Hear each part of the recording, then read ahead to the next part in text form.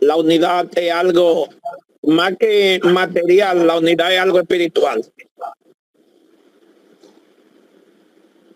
Así que, dicho esto, hermano, vamos a orar para que en este ratito que vamos a estar aquí podamos ser bendecidos. Oremos. Bendito sea Dios. Padre, en el nombre de Jesús, te agradecemos el privilegio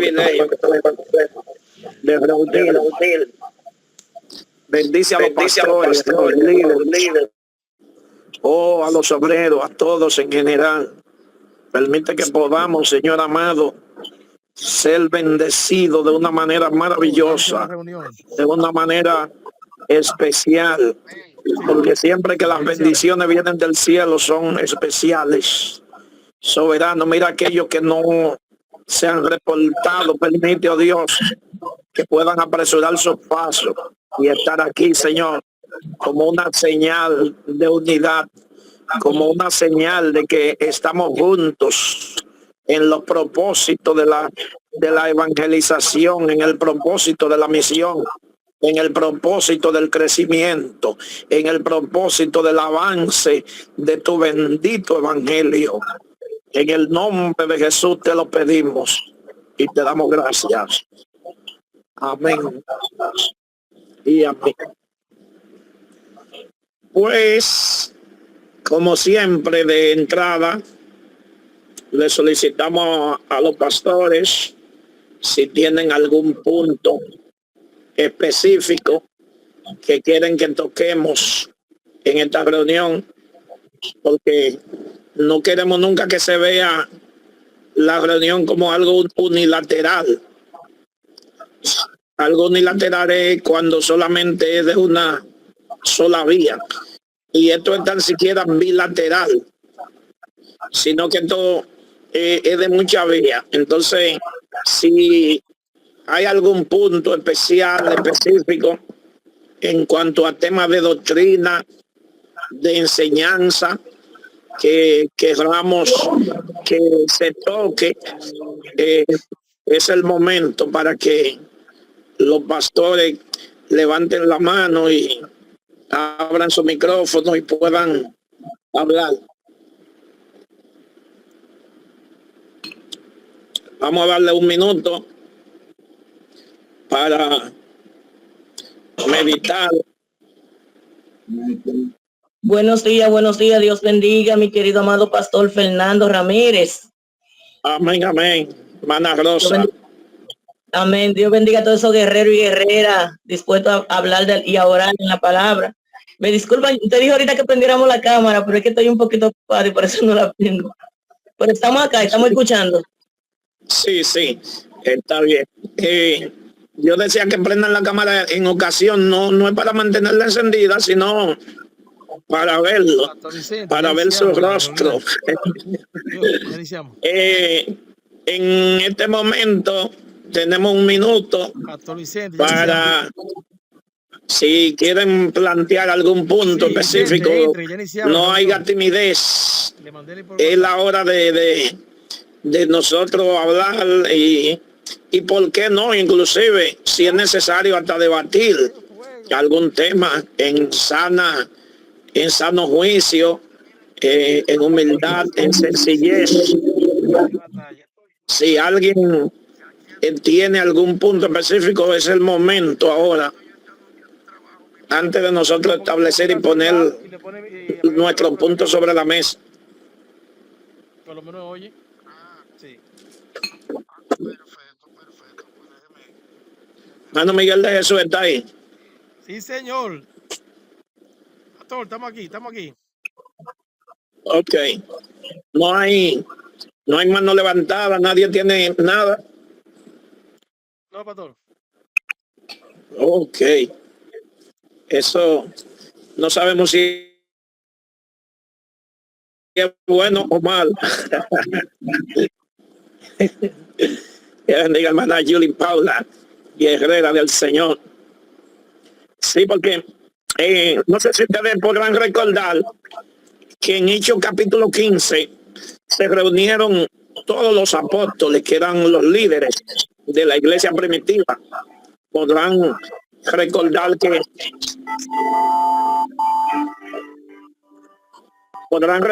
los apóstoles fueron los hombres sobre quienes Dios puso esa autoridad apostólica. La palabra de los apóstoles era palabra de Dios. En hecho que se habla en teología de cuando se habla de la inspiración y la participación tanto de Dios como el hombre en la escritura, dicen los expertos que es irrepetible esa escena, irrepetible. ¿Por qué irrepetible? Porque no vuelve a repetirse la inspiración. Porque no vuelve a repetirse la inspiración, porque ya la palabra fue inspirada. Hoy en día nosotros podemos tener una revelación, podemos tener una iluminación de la palabra, pero ya todo lo que necesitamos para enseñar, para predicar, para corregir, para redarguir, para instruir en justicia, según de Timoteo 3:15, es toda la escritura que ya está inspirada. Dice el apóstol, porque toda la escritura es inspirada por Dios y útil para enseñar, para corregir, para redarguir, para instituir en justicia, a fin de que el hombre, de que la mujer de Dios sea enteramente perfecto. La palabra perfecto ahí es la palabra teleio, que significa maduro. El hombre de Dios tiene que tener esa madurez, no una perfección angelical. De la perfección angelical la recibiremos, dice la Biblia, cuando seamos transformados, cuando este corruptible cuerpo sea transformado en incorrupción y esto mortal sea vestido de inmortalidad. Es cuando recibiremos esa perfección celestial, donde inclusive esa perfección conlleva espíritu, alma y cuerpo. Nuestro cuerpo ya cero hambre, cero dolor, cero sed, cero calor. Pero la perfección a la que se refiere el apóstol Pablo, la palabra teleio, repito, la palabra griega, lo que significa es la madurez. Pues que el hombre de Dios sea maduro. Es la misma palabra que utiliza Jesús en Mateo 5:48, cuando dice: ser pues perfecto como vuestro Padre que está en los cielos perfecto. La palabra que aparece ahí es esa, y el contexto nos enseña a qué perfección se refiere. ¿A qué perfección?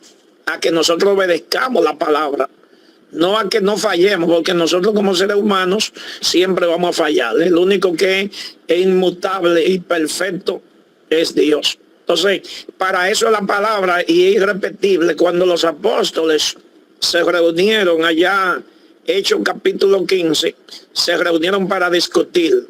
Recordemos que discutieron, pero discutieron sobre una base de humildad, de altura, y dejaron que la guianza del Espíritu Santo esté allí. Por eso cuando Jacobo toma la palabra para llegar a la conclusión final, dice: ha parecido bien a nosotros y al Espíritu Santo, o al Espíritu Santo y a nosotros. O sea que en esa reunión estaba el Espíritu Santo, y en esta reunión nuestra está el Espíritu Santo, está el Padre, el Hijo, el Espíritu Santo. Recordamos la palabra de Jesús que dijo: donde hayan dos o más reunidos en mi nombre, ahí estoy yo.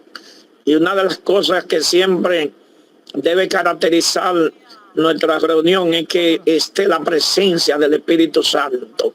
Cuando nosotros tenemos a Dios ahí en medio de nosotros, todo va a salir bien. Ahí en Hechos 15 hubieron discusiones, hubieron muchas cosas.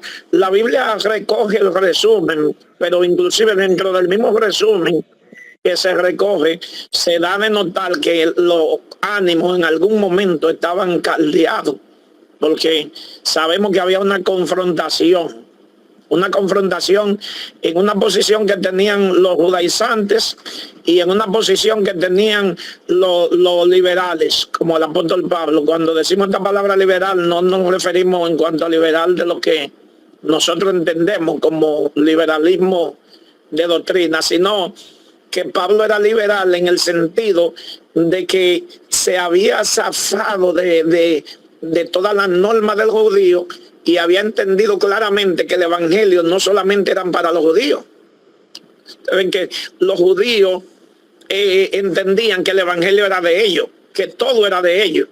Y es cierto que ellos fueron la base de todo, de los pactos, de las promesas, como dice Pablo a los mismos romanos, porque de ellos, a los efesios, porque de ellos son los pactos y la promesa. Pero ellos no habían entendido, como ya Dios le había dicho a Abraham, en tu simiente serán benditas todas las familias de la tierra, todas las naciones de la tierra. Entonces, los judíos entendían que el evangelio era exclusivo para ellos. Inclusive los apóstoles, después de ser llenos y bautizados con el Espíritu Santo y llenos del poder, ellos entendían que el evangelio era algo exclusivo de los judíos. Ellos entendían que todo el que aceptara a Cristo tenía que judaizarse, esa era la idea de los judíos primitivos. Ellos entendían que tenían que volverse prosélitos.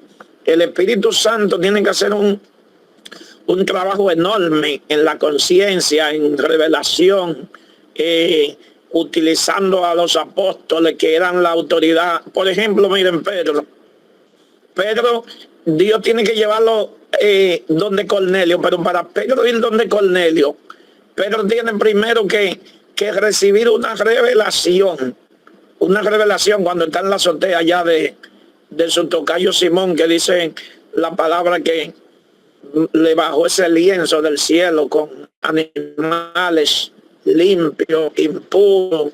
Pedro mata y come. No, Señor, no, nunca he comido cosa inmunda. Pedro mata y come. No, Señor, no he comido cosa inmunda jamás. Pedro mata y come. O sea, tiene que el Señor revelarle, como lo dice él en el contexto. El Señor me mostró que no llame inmundo a nadie, porque para ellos todas las razas eran inmundas y nadie tenía oportunidad. Como esos animales inmundos no tenían oportunidad de ser transformados, así también los gentiles. Pero entonces Dios les manda, no solamente le trae la revelación allá en la azotea, sino que manda. Después que le dice a Pedro lo que tiene que hacer, van a venir unos varones. Esos varones reciben la revelación a través de Cornelio para ir donde Pedro. O sea, para poder romper, señores, esos prejuicios culturales, tuvo el Espíritu Santo que intervenir directamente. Pero observemos que no solamente eso, tiene que el Espíritu Santo derramarse en la casa de Cornelio. Y para poder Pedro tener una base para convencer a los demás hermanos cuando llega a Jerusalén. Cuando Pedro llega a Jerusalén, ¿qué hacen los líderes allí? Lo agarran. Pedro, ¿qué pasó? O sea, están recriminando nada más y nada menos que al apóstol. O sea, podemos decir al líder momentáneo de ese momento de la iglesia, que es Pedro. Ellos llaman a Pedro. Pedro, ¿qué pasó? Tú andabas para la casa de los gentiles. Estamos hablando, señores, no sé si ustedes me pueden seguir, estamos hablando de la gente que tenían el Espíritu Santo, de la gente que estaba lleno de Dios. Y ese prejuicio bloqueaba inclusive el amor que debía de caracterizarlo para amar a toda la gente. Porque desde el Antiguo Testamento Dios venía diciéndole de diferentes formas al pueblo de Israel que ellos iban a ser luz para las demás naciones. Y si iban a ser luz, ¿para qué la luz? Para alumbrar. Ellos no entendían que ellos iban a alumbrar a las demás naciones. Ellos pensaban que esa luz era para ellos mismos, que es lo que Jesús le dice. No se enciende una luz y se pone en un cajón. Entonces, ellos iban a mantener esa luz dentro del cajón del pueblo de Israel. Y ellos entendían que si salían a predicar fuera de Israel era para evangelizar a los judíos. Y que si algún gentil se convertía, tenía que entonces hacerse prosélito. Esa era la mentalidad. Estoy hablando, señores, de los apóstoles. No estoy hablando de los hermanitos que se convertían, sino de los líderes. Y son esa gente que se enfrentan en el concilio de Hechos 15 con el apóstol Pablo. Con Pablo. Porque Pablo, junto con Bernabé, junto con este muchacho, con Sila y esa gente que acompañaron a Pablo ya tenían una mente abierta y entendían el propósito, porque como dice Pablo, Dios me escogió a mí para ser ministro de los gentiles. Es como si Dios le quitara el privilegio a los principales apóstoles, que era de ellos, y se lo diera a Pablo. Eso es lo que pasa. O sea, siempre ha sido así, porque Dios no se queda sin testimonio. Pero donde quiero llegar con esto, hermano, es que veamos que habían diferentes ideas, diferentes pensamientos en los líderes de la iglesia primitiva. Recordemos esa escena en Antioquía, cuando que Pablo la relata en Gálatas. No está en el libro de los Hechos, no la vamos a ver en ninguna otra parte. Eso Pablo lo habla en Gálatas, de ese acontecimiento que estaban en Antioquía. Para que tengan una idea, lo que no saben, lo que Antioquía es totalmente fuera de Jerusalén. Antioquía es en la zona que hoy conocemos de Turquía. Y sin embargo, desde ahí fue que salieron las grandes misiones. Estando Pedro de visita en Antioquía y Bernabé, dice la Biblia que confraternizaban bien con los gentiles, confraternizaban, comían, pero cuando llegaron algunos de las iglesias de los judíos de Jerusalén en ese momento, dice la Biblia que Pedro actuó con hipocresía y con simulación.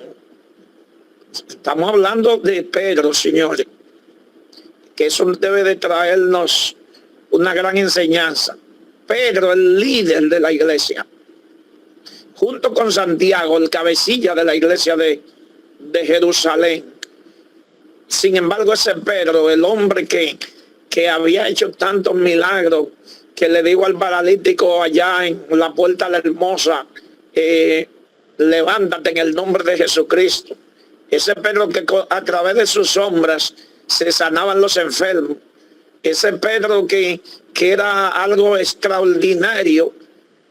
Vemos a ese Pedro con hipocresía y con simulación en Antioquía, separándose de la gente que antes se estaba reuniendo porque llegaron los hermanos de Jerusalén. Entonces, nosotros como humanos muchas veces tenemos esas debilidades de que nos convertimos sin querer queriendo, como diría Chespirito, nos convertimos en hipócritas. O sea, cuando nos convertimos en hipócritas, cuando no somos sinceros, tenemos un sentimiento oculto y por una u otra razón no lo manifestamos. Pero entonces, ¿qué acontece con eso? Que Dios nos libre a todos los que estamos aquí en este grupo de pastores, de que eso esté en nosotros, que Dios nos guarde. Pero ¿qué pasa? Que no manifestamos ese sentimiento, no lo manifestamos, por ejemplo, a quien tenemos que manifestarlo, pero entonces se lo manifestamos a otros. Entonces se convierte en ¿qué? En chisme, en murmuración, se convierte inclusive muchas veces hasta en calumnia. ¿Cuándo se convierte en calumnia? Cuando quizá el sentimiento que tenemos hacia otro es simplemente un prejuicio.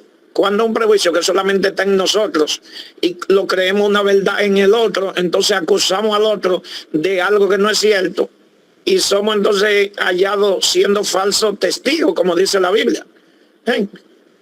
Pablo utiliza ese término cuando habla de la resurrección de Cristo en forma inversa, cuando dice que si nosotros estamos predicando que Cristo resucitó y Cristo no resucitó, entonces somos hallados siendo falsos testigos porque estamos hablando una mentira.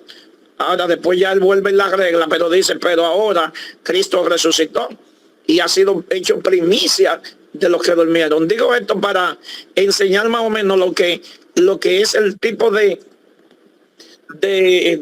calumnia que podemos sin querer queriendo calumniar. ¿Por qué? Porque no tuvimos el valor de enfrentar. Por ejemplo, tengo un prejuicio contra un pastor, contra cualquier pastor. Ejemplo, mi pastor Montero. oye eso. Y yo no tengo el valor de llamar a Montero y hablar con Montero cara a cara. Está bien. Entonces, al no tener ese valor, lo calumnio con algo que no es cierto. Lo difamo con algo que no es cierto. Entonces, ¿qué es lo correcto? Enfrentarnos. Eso fue lo que hicieron los apóstoles, Hechos capítulo 15. Se reunieron. Cuando uno se reúne, entonces uno sana cualquier herida, uno sana cualquier cosa que te oculta. Fíjense que el tema era espiritual. El tema no era algo secular. El tema no era personal. El tema era que Pedro y los demás discípulos entendían que los judíos, que los gentiles que se convertían tenían que circuncidarse y tenían que guardar la ley. Eso, oigan, mis señores, a mí me da calofrío pensar que los apóstoles que tenían el Espíritu Santo, que estaban llenos de la gloria de Dios, todavía estaban llenos de esos prejuicios de la ley.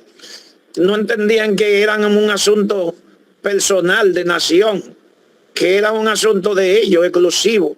Ese asunto de guardar la ley como tal, toda esa ceremonia de circuncidarse, etcétera. Ellos no entendían que eso era un pacto que Dios había hecho con ellos como nación.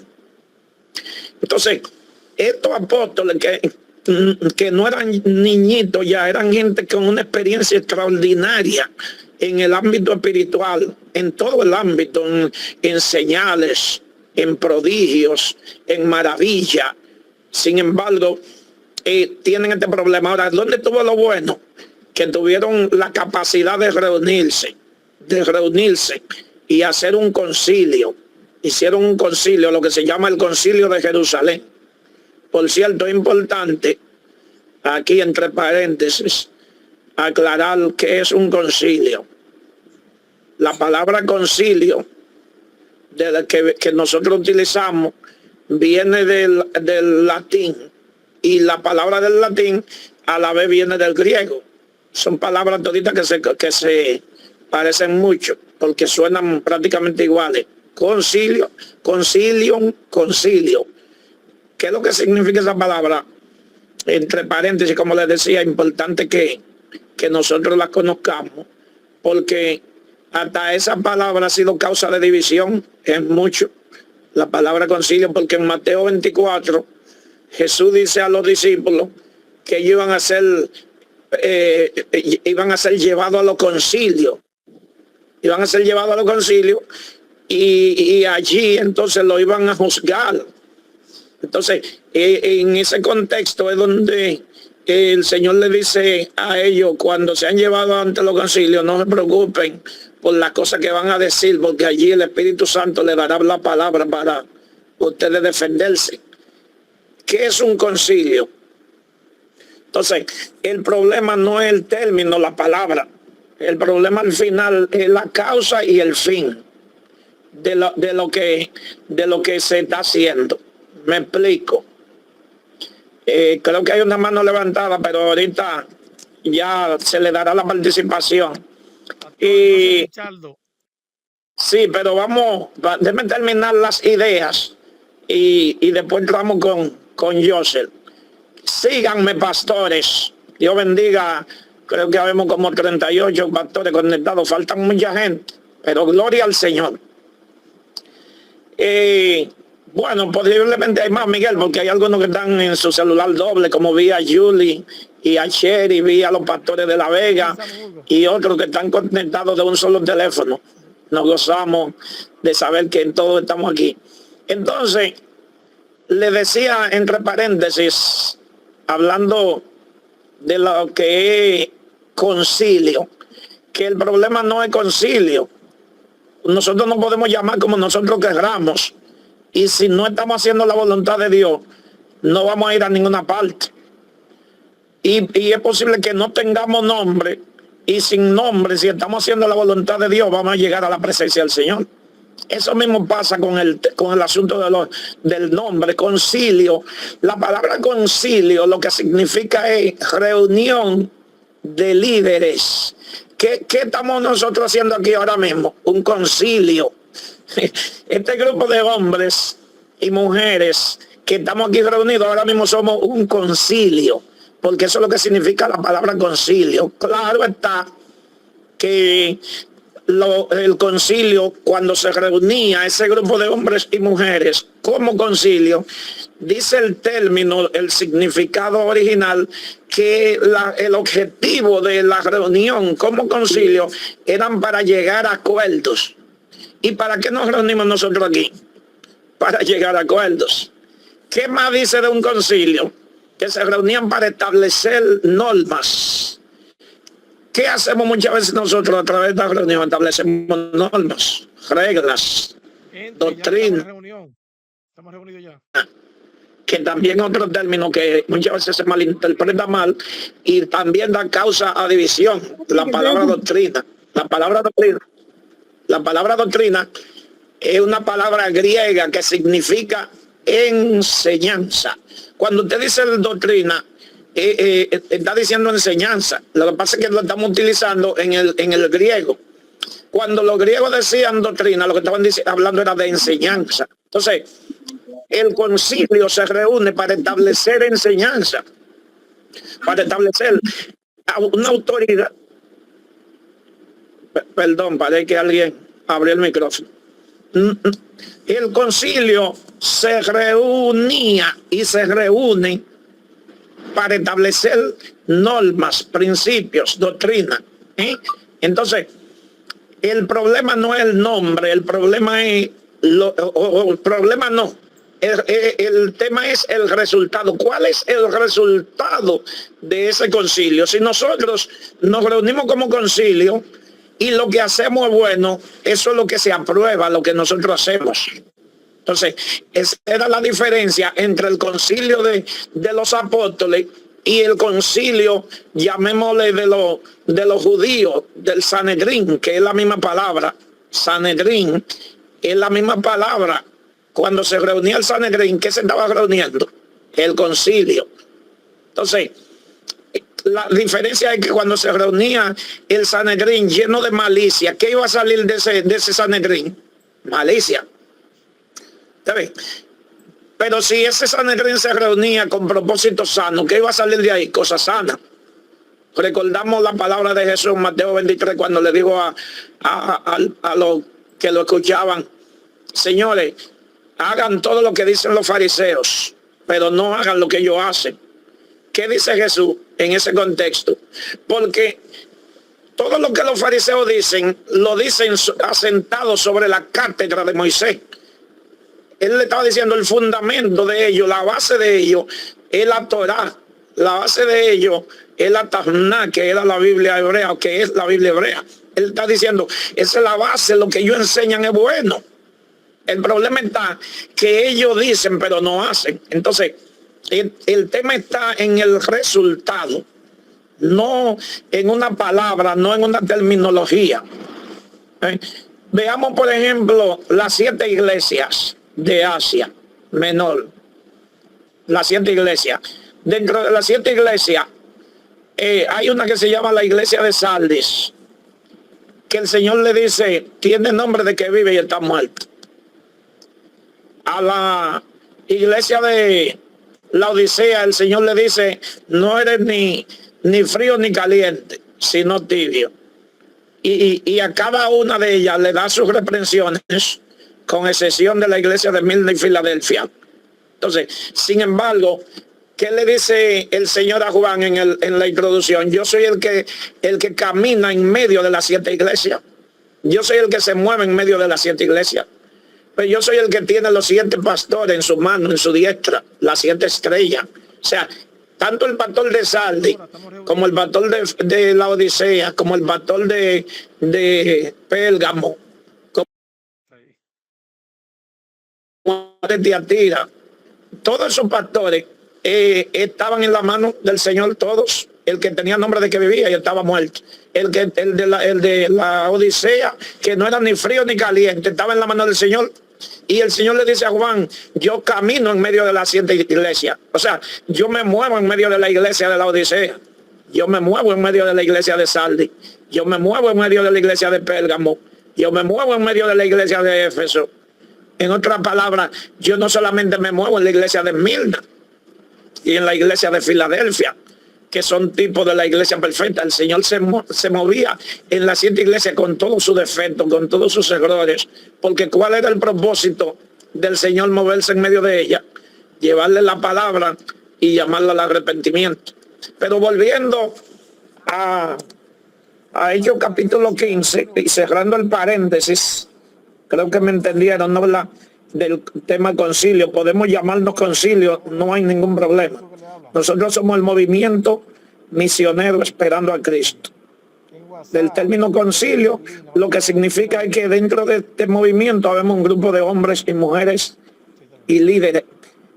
Una característica que, antes de cerrar el paréntesis, una característica del concilio es, cuando usted vaya y lo investigue, porque sé que muchos van a investigar la terminología, es que no eran cualquier líderes. Una de las características de los que forman un concilio, de los líderes que forman un concilio, es que tienen eso mismo que hablábamos ahorita, madurez. Pero otra característica es que estaban llenos de sabiduría y de conocimiento. Estamos nosotros llenos de sabiduría y de conocimiento como esa gente. Bueno, podemos caerle atrás.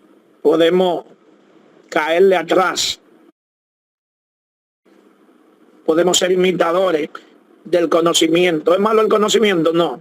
Lo que es malo es cómo se usa el conocimiento muchas veces, si no se usa de manera correcta. Pero el conocimiento siempre es una bendición. La Biblia misma nos invita siempre a prepararnos en el conocimiento. Segunda de Timoteo 2:15, creo que Pablo le dice a Timoteo que use bien la palabra de verdad.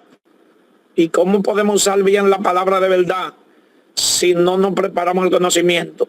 Si no escuchamos lo que primero Pablo le dice a Timoteo: ocúpate en la lectura. O sea, ocúpate en la lectura, en la investigación, porque esa es tu tarea, para que te pueda presentar a Dios como un obrero aprobado y que no tiene nada de qué avergonzarse.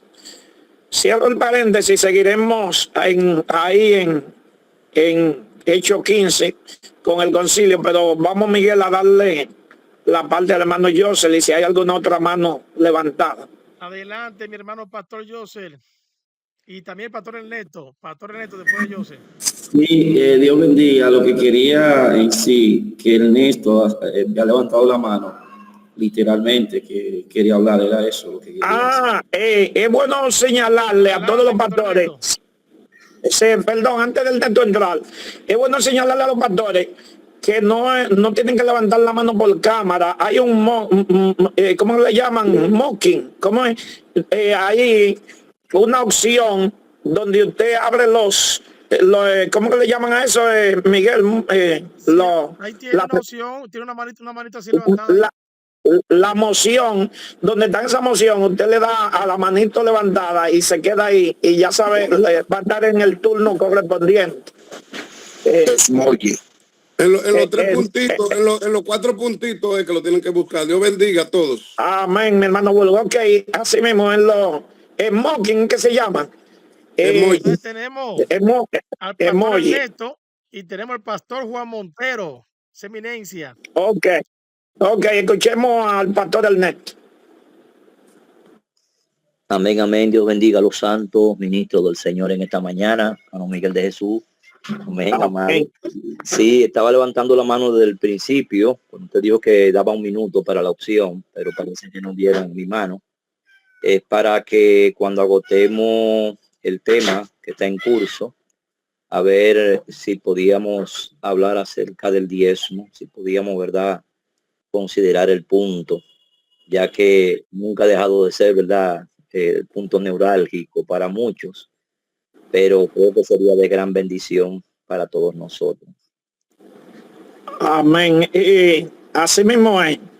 Yo le decía a Miguel de Jesús que en todas estas reuniones, si Dios lo permite, vamos a hablar de los diezmos, en todas, porque tenemos que fortalecer, porque hay mucha debilidad. Entonces, de todas maneras, yo voy a mantener mi punto abierto para ahorita y voy a dejar al hermano Ernesto que se explaya ahí unos minutos hasta donde se pueda con ese tema. Adelante, hermano Ernesto.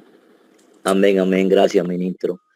Sí, sabemos que desde el principio del asunto han habido divergencias, ¿verdad? Se han levantado mentalidades mezquinas tratando de estropear este principio hermoso y que la palabra establece, no desde el Antiguo Testamento solamente, sino también en el Nuevo. Tenemos bastante base escritural para darle el aval que merece.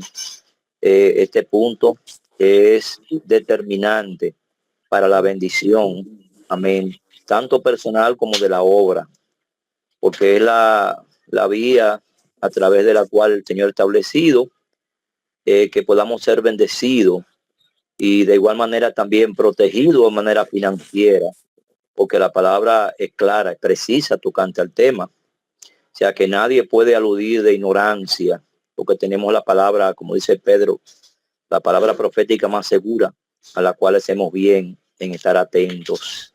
Tenemos, ¿verdad?, desde el Antiguo Testamento, ahí desde el Génesis, las manifestaciones del hombre en su deseo de honrar a Dios. Sabemos que la palabra honra implica, además de respeto, también implica dentro de esa devoción una entrega de no lo nuestro, como dijo David, porque lo que le damos a Dios de lo que recibimos de él. La palabra enseña que Dios nos da a nosotros la sabiduría para hacer las riquezas. Entonces, si algún conocimiento, ¿verdad?, de alguna labor tenemos a través de la cual nosotros hacemos el dinero, ganamos el dinero, ese conocimiento, esa sabiduría nos las ha dado el Señor. De manera que, como dice la palabra allá en el libro de los Romanos, que toda buena dádiva y todo don perfecto proviene de lo alto. O sea que nada tenemos que no se nos haya sido dado. Entonces, dentro de esa gratitud, que vemos también que una de las cosas que el Señor más le reclamó al pueblo, que fue la gratitud. La gratitud. La palabra nos manda a ser agradecidos. Fíjese que sanó 10 leprosos, de los 10 solamente uno, pero el Señor reclamó ahí los otros 9, ¿dónde están? O sea que la gratitud es determinante y es una manera de nosotros reconocer, hermano, la soberanía y el amor divino a nuestra vida. Entonces, dice la palabra que Jacob, allá en el Génesis, le dijo al Señor, si en este viaje que fuere, tú me bendijeres y fuere y volviere con bien, de todo lo que tú me dieres, apartaré la 10ª parte para ti. ¿Qué sistema de ley, verdad, o institución le exigió a Jacob nada? O sea, precisamente un corazón agradecido, hermano, estará lleno de esa gratitud y ansioso por demostrarla con hechos, no solamente con palabras. Y un corazón, una vez que realmente un corazón, eso entiendo yo, porque como dice Pablo, yo también tengo el Espíritu de Dios. Un corazón, una vez que tiene un encuentro personal con el Señor, es algo tan grande, hermano, que nosotros nunca tendremos con qué pagar ni cómo, pero dentro de lo que podamos y Dios haya establecido como una oportunidad, una vía a través de la cual el Señor está dispuesto a recibir de nosotros algo, porque ¿quién tendría una escalera como la de Jacob para subir al cielo y llevarle a Dios? Pero Dios ha establecido los medios. Entonces, la gratitud es determinante, hermano, es determinante. La Biblia condena categóricamente a los ingratos y una de las características de los hombres impíos. Entonces, no sé si realmente nosotros hemos recibido de parte de Dios y seguimos recibiendo a diario, hermano. Mira, la salud es algo que no tiene igual. Mire, que cuán caro le sale a mucha gente poder recuperar la salud actualmente en el día de hoy con la falta de piedad del sistema médico en cierta forma. Más sin embargo, usted y yo tenemos salud y eso hay que agradecer solo al Señor y eso tiene un valor incalculable. Además, como digo, Dios nos provee, nos suple a diario fielmente su fidelidad. Entonces nosotros tenemos también que entender que ese principio debe de ser recíproco. Y fíjese que aún desde el principio de la creación tenemos ahí la manifestación de Abel, que sintió en su corazón, hermano, darle a Dios una ofrenda de fe, una ofrenda tratando de que sea agradable al Señor. Y vemos que aún Dios hasta hoy a través de su palabra habla de esta ofrenda de Abel, y que a la vez representó al mismo Cordero de Dios. O sea que desde un principio tenemos ya establecido el lineamiento divino de lo que al hombre le corresponde. Entonces yo creo que es un deber nuestro entender. Entonces nos vamos del Antiguo Testamento, seguimos ahí en la misma tesitura en el libro ya de Malaquía. El Señor dice, oye, vas a ser maldito, maldita la nación toda. ¿Pero por qué? Porque me han robado. Y sí, que ¿en qué te hemos robado? En vuestros diezmos y ofrenda. O sea, Dios es enfático y ahí especifica con claridad, hermano, en qué el pueblo, y es la verdad que es un punto, como dije al principio, es doloso, es el punto emblemático. Muchos dicen que hay quien se bautiza, es bautizado, pero deja la cartera afuera, y todo lo que tenemos es de él. Y dice la palabra que nosotros como administradores de los misterios, de los bienes de Dios, cada uno tiene que ser hallado fiel, y a los fieles que Dios va a coronar. Yo en una ocasión escuché un testimonio de una hermana que no era cristiana y Dios la llevó en un trance, la verdad, pero era esposa de un cristiano conocido desde donde venimos, y el Señor le mostró a ella que en esa experiencia que la llevó al infierno, y le dijo que por el punto que muchos cristianos se iban a perder era por el diezmo. Y yo le puedo, voy a llamar a la hermana anciana de nuestra iglesia que me contó el testimonio, porque era un hermano de allá, y fue su esposa, le encontró en una mecedora y pensaba que estaba dormida, estaba en trance, amaneció en el trance al otro día. O sea, fue algo real, hermano. Y esa mujer, sin ser cristiana, de ahí se convirtió, pero Dios le mostró a ella que por ese punto muchos cristianos se iban a perder. Entonces yo creo que nosotros tenemos que despojarnos, no precisamente del dinero, sino del apego al dinero, porque a mí el joven rico, dice la palabra, cuando el Señor lo abordó, él le preguntó acerca de los requisitos para ser salvo. El Señor le abordó y le dijo de los mandamientos, y él le dijo, bueno, yo todo eso lo he guardado desde mi juventud. Y el Señor le dice, bueno, pero una cosa te falta, no un apego al dinero. Y yo creo que si de verdad hemos sido regenerados, todas esas cosas en nosotros, igual como en Zaqueo, deben de desaparecer y verse la realidad de que somos de Dios entero, amado. Y ahí tenemos luego el Señor en el libro, en el Evangelio de San Mateo, ya 23, donde el Señor le da la pega del cazón quitado a los fariseos, a los escribas, y le dice acerca del diezmo. Ustedes diezman la menta, el eneldo, el comino. Imagínense una mata de menta, arrancarle hoja por hoja para contar y diezmarla. Dice, pero olvidan lo más importante de la ley, misericordia, el amor, pero no está con esto negando el deber que nos toca del diezmo. O sea, ciertamente le era necesario hacer aquello sin dejar de hacer esto, o sea, de hacer lo otro sin dejar de diezmar. Ahí el Señor viene y ratifica que sí, el sistema del diezmo sigue vigente para nosotros, hermano. Y luego entonces, en el libro de los Hebreos, todavía viene Pablo y arremete, le da como era la segunda mano. Dice, aquí ciertamente recibe los diezmos hombres mortales, pero arriba lo recibe uno, de quien se da testimonio de que vive. Si nadie tiene una escalera para subir al cielo, pero Dios ha establecido aquí hombres, ¿verdad?, administradores, para que ellos reciban de parte nuestra el deber que nos toca cumplir. Entonces, tenemos ahí categóricamente una enseñanza que nadie puede rebatirla ni hacerse el loco, ¿verdad? El archivo loco, como diríamos. Y fíjese que dice la palabra que aún en el Antiguo Testamento, no habiendo uno mayor que Abraham en términos espirituales, llamado como el amigo de Dios, el padre de la fe, no había una autoridad mayor que la de Abraham. Entonces tuvo que aparecer Cristo, hermano, en la figura de Melquisedec, en la persona de Melquisedec, sacerdote para siempre, rey de Shalom, que es paz, el mismo Cristo, para que Abraham tuviese en quien dar los diezmos del botín cuando venía de la guerra de Kedorlaomer, de allá, hermano, de haber derrotado a los reyes de Kedorlaomer. Y dice que apareció Cristo en la figura de Melquisedec para que Abraham tuviera en quién pagar los diezmos. Inclusive habla también de que asimismo Leví pagó los diezmos en Abraham, que estaba en los lomos. O sea, la palabra es tan clara, hermano. Pero fíjese, vuelvo y repito, cuando una vida es regenerada, tiene que haber un desprendimiento total, absoluto. Mire, Zaqueo, nadie le pidió nada. Solamente tuvo un encuentro real con Cristo. Cristo no le dijo nada a Zaqueo. Zaqueo ahora de manera espontánea sale del corazón el fruto, hermano, de un salvado. Y le dice, mira, Señor, la mitad de mis bienes se la doy a los pobres. El que yo haya engañado se lo voy a devolver cuadruplicado. El sentido de la justicia, lo que hace el Espíritu Santo. Convence de pecado, de justicia y de juicio. Ahí estaba la justicia manifestada, porque Zaqueo entendía que ese dinero retenido tanto tiempo con él, de esa gente pudo haber puesto el dinero a producir y tendría otro tanto. O sea que no era justo devolverle lo mismo, sino multiplicado por 4. O sea que tiene que haber, y eso para usted sería un termómetro espiritual, para mí también. ¿Cómo está la palpitación de nuestro corazón? ¿Por qué yo tengo, hermano, que de ser agarrado con lo que no es mío? Porque realmente no es nuestro, ese es el problema.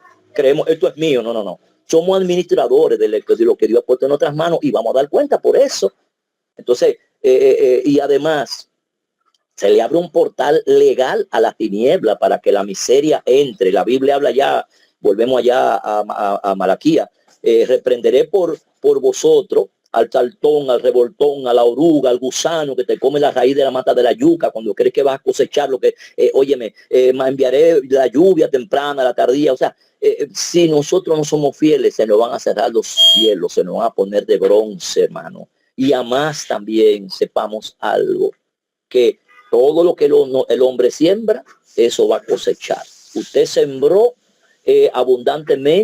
abundantemente cosechará. Yo soy testigo de eso, hermano. Yo trato al Señor la gloria porque no es para el pastor, no es para el movimiento, es para Dios. Este es el problema. Mi vida está que es para el Señor. Cuando yo voy a diezmar, si son 100 pesos, tengo varias papeletas de 100 en la cartera, busco la más nueva, la más bonita, la doblo con mucha delicadeza y la entro con ese agrado y le digo, Señor, gracias porque me permite ser fiel en esto que me confiere. Entonces, yo he visto la mano de Dios, hermano, sobre mi vida de una manera terrible. Yo tengo testimonio que no acabaría hoy de contarle de la maravilla y la fidelidad de Dios, pero hay que ser fiel, porque a los fieles Dios habrá de poder. Dios nos bendiga, Dios nos guarde. Dios bendiga al pastor Ernesto Rosario. Amén. Antes de Montero, vamos para corroborar este tema. Es bueno siempre corroborar y fortalecer. Ernesto fue muy claro, demasiado. Pero nunca está de más la redundancia en la palabra. A mí siempre me gusta señalar a Romanos. ¿De la primicia?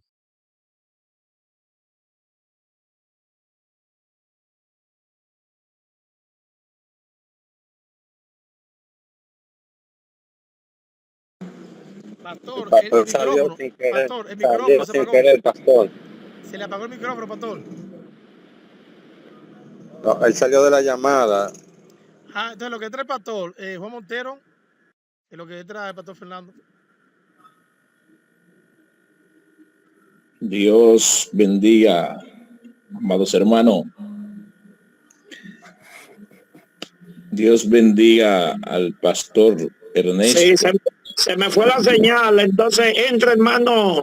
Yo creo que ya entró, hermano. Juan Montero. Montero, continúe, está bien.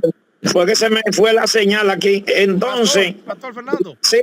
Una pregunta le hace la pastora Yoli Paula. Hay personas que sostienen que el diezmo eran para los agricultores y ganaderos.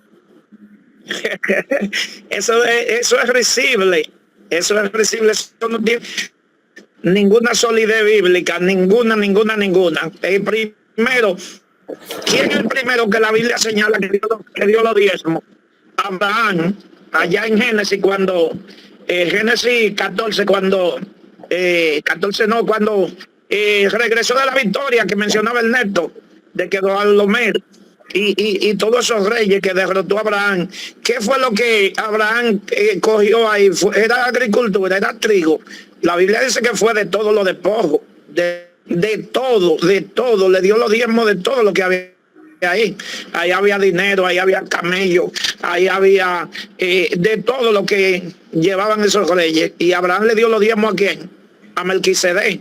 ¿Quién es Melquisedec? Bueno, algunos creen que era un rey sacerdote de Salem, pero eso no tiene tampoco ninguna base bíblica para los que creen eso desde mi punto de vista, porque Salem lo que significa es paz. Entonces ese Melquisedec era rey de paz.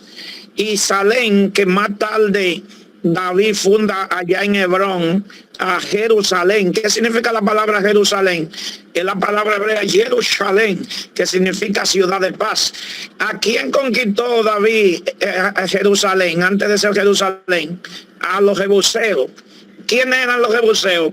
Los jebuseos eran directamente descendientes de Can, o sea, que eran de los pueblos cananeos. Entonces hago este señalamiento para aclarar lo de Melquisedec. ¿Quién era Melquisedec? Entonces, cuando Melquisedec se le aparece a Abraham, la Biblia lo identifica como rey de Salem. Si hubiera sido rey de esos jebuseos, es contradictorio, porque los jebuseos de esa época ya estaban corrompidos y no podía ser Melquisedec rey de ese Jerusalén. Además de que eran descendientes de Can, el escritor a los hebreos dice que Melquisedec era mayor que Abraham. Mirad cuán grande era a quien aún Abraham el patriarca le dio los diezmos. ¿Cómo podría ser un hombre mortal de esa época, vamos a poner de los jebuseos, ser mayor que Abraham? El escritor a los hebreos dice que sin duda alguna el menor es bendecido por el mayor. ¿Quién era el menor aquí? Abraham. ¿Quién era el mayor? Melquisedec. Entonces, ese Melquisedec, conforme Hebreo, capítulo 7, dice, mira cuán grande, ese era grande, de manera que nosotros creemos que ese Melquisedec era el Cristo preencarnado, una teofanía, una manifestación de Dios como hombre que recibió a Abraham cuando vino de la victoria de Kedorlaomer. Entonces, Abraham le da los diezmos de qué, de todo. ¿Qué le dice luego? Estamos hablando antes de la ley. ¿Qué le dice Jacob al Señor cuando iba camino a Labán, que se le apareció el Señor en aquella visión?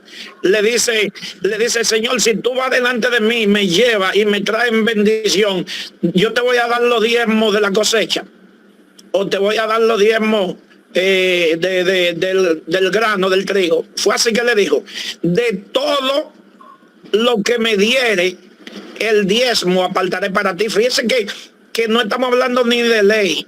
No había ley cuando Jacob le dice a Dios, de todo, te voy a dar los diezmos de todo. Y si es de todo, es de todo. Eso sería una falta de respeto al texto bíblico, decir que los diezmos eran de la cosecha. Eso es mentira. Eso es falso de toda falsedad. Inclusive en el mismo Deuteronomio nos enseña que en un momento determinado el Señor le dice al pueblo de Israel que guardaran un tipo de diezmo, porque recuerden que habían 3 tipos de diezmo, y que lo guardaran para cuando fueran. ¿Cómo lo llevaban? Lo llevaban hecho dinero, porque habían cosas que no se podían guardar para todo ese tiempo. Se vendía y se guardaba la plata y se llevaba para el resultado final. Ahora bien, ¿por qué Dios establece los diezmos en la ley? La Biblia lo dice, el apóstol Pablo lo gasta. A causa de las transgresiones. Porque, ¿qué significa causa de las transgresiones? Dice Pablo, porque Dios estableció la ley al pueblo de Israel a causa de las transgresiones. Si no hubiera habido transgresión, Dios no pone ley. Si el pueblo hubiera estado obedeciendo lo que por naturaleza ya Dios había codificado en la conciencia, como lo codificó en Abel, que llevó la ofrenda, como lo hizo en Abraham, como lo hizo en los patriarcas. Observemos, como decía yo anoche precisamente en una clase, que el escritor, que es Moisés, cuando dice que Abraham le dio a Melquisedec los diezmos, el escritor le está hablando como algo que era una costumbre. Porque si no hubiera sido una costumbre, el escritor sagrado estaba en la obligación de explicar lo que él estaba diciendo. Pero él simplemente dice, Abraham le dio a Melquisedec los diezmos de todo. Significa eso, que era una costumbre que se conocía de dar los diezmos. Aclaro nueva vez, si no hubiera sido una costumbre, sino que hubiera sido algo por primera vez que existe, es por primera vez que aparece en la Biblia, pero no es la primera vez que se hacía.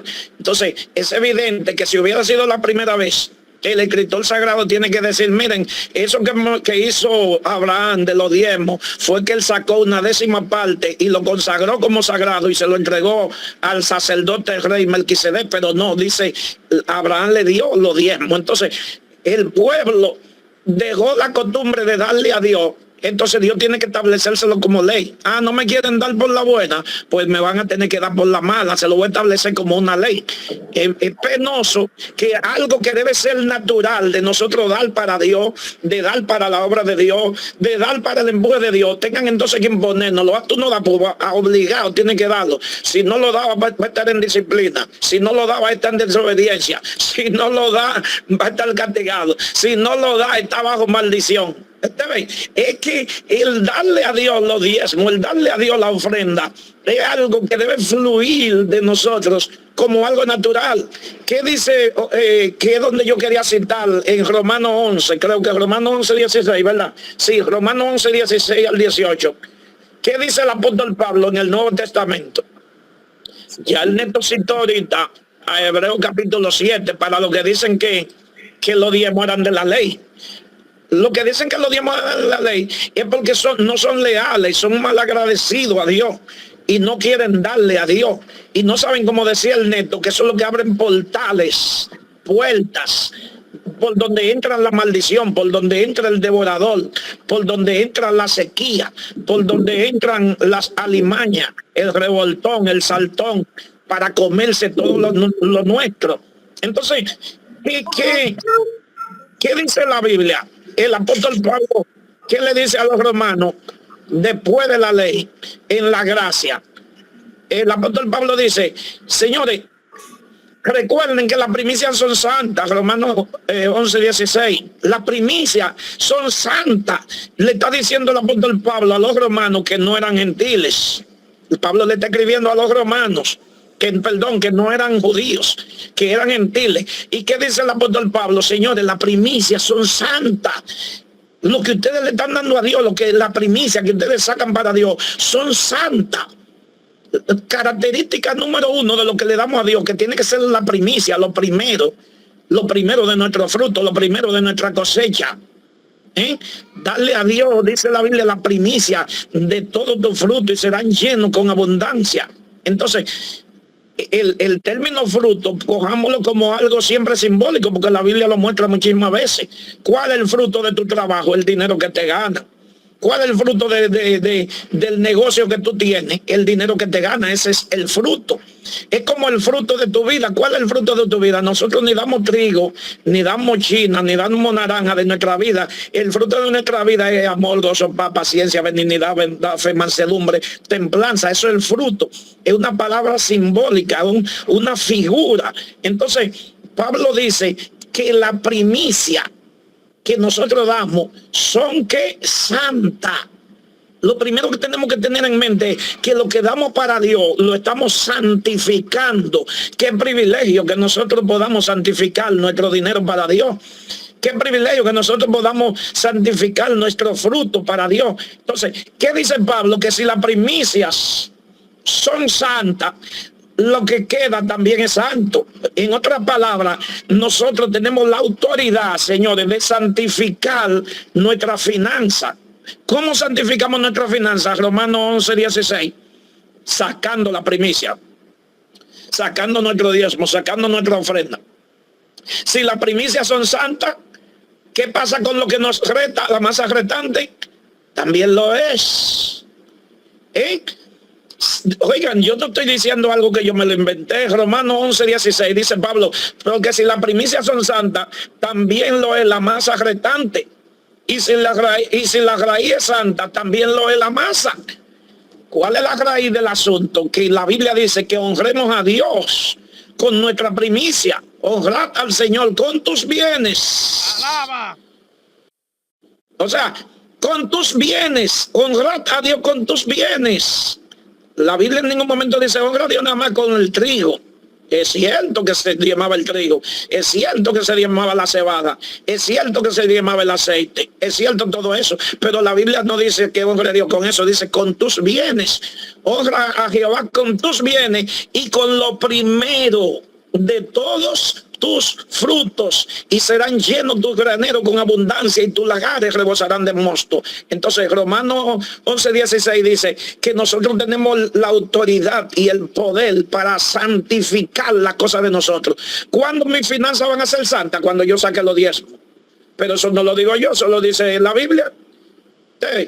Cuando mis finanzas van a ser santas, puras. Cuando Dios va a bendecir mis finanzas, dice la Biblia, cuando yo saque los diezmos. No hay forma bíblicamente de que nosotros, Ernesto, dele la manito arriba y no se apure que se va a quedar ahí en el moqui.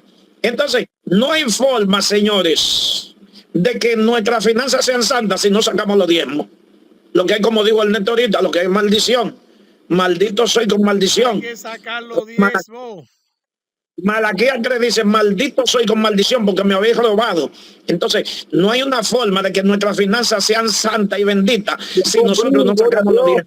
Dios nos bendiga. Observemos, pastores, líderes, que esto no es el Viejo Testamento, esto no es el Antiguo Testamento, como algunos maliciosos que enseñan en contra del diezmo dicen. En Hebreo, Ernesto lo citó ahorita, donde dice, en Hebreo 7, donde dice, porque aquí, en presente continuo, aquí, dice el escritor en el Nuevo Testamento, no en el Antiguo, dice, porque aquí ciertamente reciben los diezmos hombres mortales. Aquí, en un presente continuo ahora. El apóstol a los hebreos no estaba diciendo allá en el Antiguo Testamento, sino aquí. ¿Y qué dice él? Que allá recibían los diezmos los levitas. Ahora, él dice aquí también en el mismo Hebreo capítulo 7, que habiendo cambio de sacerdocio, fue necesario también que hubiera cambio de ley. Porque ¿de quién era el sacerdocio en el Antiguo Testamento? De los levitas.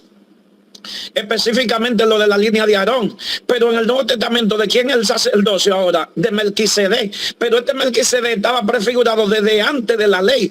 Por eso es que el escritor sagrado dice, aquí lo reciben hombres mortales, pero allí, hablando de Melquisedec, lo recibe alguien de quien se da testimonio de que vive. Que por cierto vuelve y resalta la figura de Melquisedec del Antiguo Testamento de Génesis como el que vive, porque aquí ciertamente reciben los diezmos hombres mortales, pero allí Melquisedec, uno de quien se da testimonio de que vive. Y mira cuán grande era este a quien aún Abraham, el patriarca, le dio los diezmos. Señores, pero qué privilegio Dios nos concede de poder dar los diezmos. Qué privilegio el Señor le concede al ser humano de que pueda darle. David dice, Dios mío, pero qué privilegio que yo de lo que recibo de tus manos pueda darte. Y entonces la mayoría de muchos cristianos no solamente no quieren darlo, sino que forzan con una amargura en el corazón para que los otros no lo hagan. Pero es para llevarlo a la maldición de la miseria, de la escasez. Porque cuando nosotros no diezmamos, como decía el Neto ahorita, le abrimos portales a la miseria, a la escasez. Vendrá el revoltón, el saltón, vendrá la oruga, vendrán toda esa altimaña que vienen, que son figuras de las cosas que vienen hoy, de la miseria, de la enfermedad, espíritu de deuda, los que comenzamos a endeudar, nos debemos aquí, debemos allí. Hacemos un emprendimiento de un negocio, no funciona, emprendemos por allí, tenemos un trabajo, no nos alcanza, tenemos que estar entericando porque el dinero no nos alcanza ni para arroz con huevo. ¿Por qué? Porque nosotros mismos estamos abriendo esa puerta de maldición. Maldito soy con maldición, le dice el Señor a la nación de Israel, porque me habéis robado. Entonces, cuando nosotros tenemos una autoridad tan grande de poder bendecir nuestra finanza, de bendecir la masa retante, porque si las primicias son santas, también lo es la masa retante. Hablando de diezmos, yo me emociono mucho. Mire, hay 6 manos levantadas, pastor. Gloria. No, porque, escúcheme, esto es verdad, pastor. Por Dios. Aleluya. Entonces, usted sabe que tenemos el orden, aunque quizás sea fuera de orden, porque quizás es otro tema, pero vamos a darle la parte al pastor Montero. Ok. ¿Y pastor Montero? Sí, estoy aquí. Adelante, pastor. Gloria a Dios. Y habemos pocos agricultores y pocos ganaderos ahora mismo. Son muy pocos los que están sembrando. Y ahí mismo en el libro de 2 de Corintios capítulo 7, verso 9, le da también una referencia sobre eso.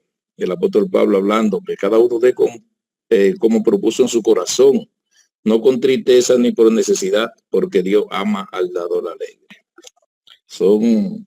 Siempre en el Nuevo Testamento hay mucha cita bíblica que da aclaración de todo eso. Dios bendiga al pastor, Dios bendiga a Ernesto. Sobre los temas anteriores que el pastor trataba del concilio, mayormente en la zona nuestra la gente sataniza los concilios porque tiene una creencia muy negativa sobre eso. De hecho, muchos han salido bajo reverdía de los concilios a lo que pertenecen, porque entienden que eso es algo satánico, porque los concilios fue que entregaron a Jesús. Y se basan en eso. Y normalmente, digo en esta zona porque es donde más estoy y donde más conozco, han habido muchas divisiones por esa razón. Y esos son temas muy importantes que se deben aclarar bien, porque a veces la gente comete errores por no tener conocimiento. Eso fue uno de los temas que el pastor trató ahorita, de suma importancia. Cuando de pronto alguien pregunta... Discúlpeme que lo interrumpa, ese tema no se ha terminado, lo tengo entre paréntesis. Sí, es bueno que usted lo aclare bien, porque eso choca mucho. De hecho, como lo decía anteriormente, han ocurrido muchas divisiones por ese tema. Cuando a mí me preguntan a qué usted pertenece, yo digo pertenezco al concilio, al movimiento, normalmente al movimiento. Pero cuando usted habla de concilio, todo el mundo como que se queda perplejo con eso. Y es bueno que usted aclare bien ese tema, porque sé que dentro de muchos, o sea, dentro de nosotros mismos, habrá muchos que se han chocado con esa situación. Y lo otro, sobre lo que usted decía de ser sincero en lo que decimos. Sí, para eso estamos. Y creo que aquí, sin temor a equivocarme, es uno de los movimientos de iglesia, de concilio, donde las cosas se hacen abiertamente. Y puedo considerar que además de ser hermanos en Cristo, aquí somos más que una familia. Santo. Comenzando por el líder principal, que es usted, Fernando Ramírez. Nunca he tenido nada oculto. Estoy seguro que a cualquiera que vaya y quiera tratar un tema, usted lo va a escuchar. Estoy seguro de eso, y creo que la mayoría de los que estamos aquí deben estar seguros de eso. No tenga temor de expresar lo que usted sienta. No tenga temor, porque para eso estamos. Y como decía anteriormente, creo que esto es una familia. Aquí no hagas comentarios por fuera, cualquier cosa, tráigala aquí, sea una reunión, sea de manera personal, como usted entiende. Porque a veces los prejuicios nos llevan a lugares equivocados, porque nunca vamos a pensar lo correcto. A veces yo me hago un juicio de Fernando Ramírez, que no hace esto, que no me dice esto, que está pensando las cosas, que, bueno, muchas cosas que entran por nuestra cabeza, que en su mayoría son negativas y son para destruir. Eso es fatal. Yo creo que debemos ser sinceros cuando necesitemos algo, cuando queramos expresar algo, vamos a hacerlo, porque aquí estamos en confianza. Amén. Pastor. Adelante. Pastor. Gloria a Dios, Dios bendiga. Sí. Amén. ¿Usted va a seguir con el tema o damos participaciones? Tengo una Yo pregunta. quiero, aunque sea un par de minutos, seguir con el tema. Y ahí también, como decía Montero, le sigo dando respuesta, que es una redundancia, pero es importante que nosotros sepamos, como ya lo dijimos ahorita, a veces hay algunos que sin querer se le va la señal y se salen y vuelven y entran, que esos son prejuicios por ignorancia.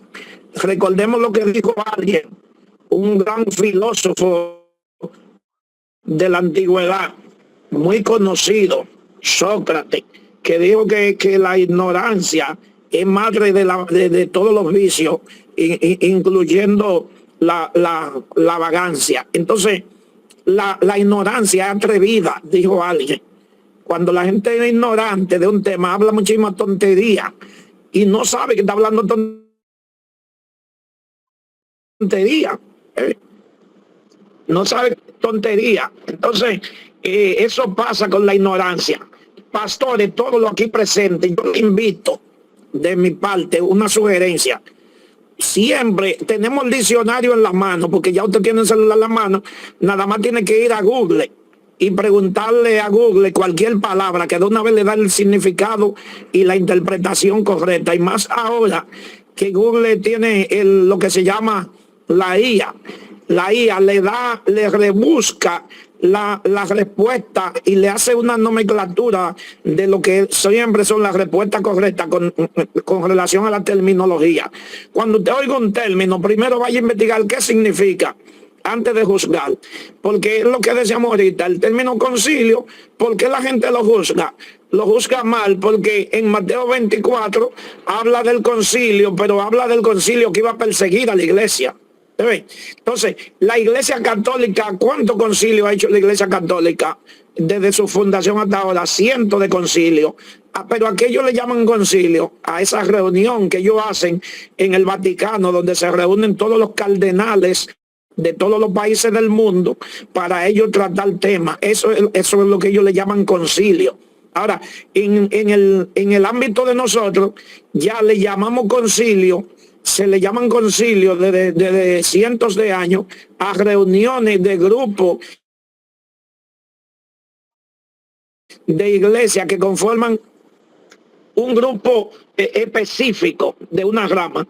Por lo tanto, lo que importa es el resultado de lo que nosotros estamos haciendo, independientemente del nombre. Eso es igual que los nombres. ¿Cuántos nombres tenemos nosotros dentro de la iglesia evangélica? 100,000 nombres. 100,000 nombres para decir un número. Uno dice, yo me llamo iglesia tal, el otro tal. Inclusive, ¿cuántas iglesias de nosotros tienen nombres erróneos? Pero eso no la daña, no la daña. Ejemplo, iglesia Iglesia La Puerta de la Misericordia, un ejemplo.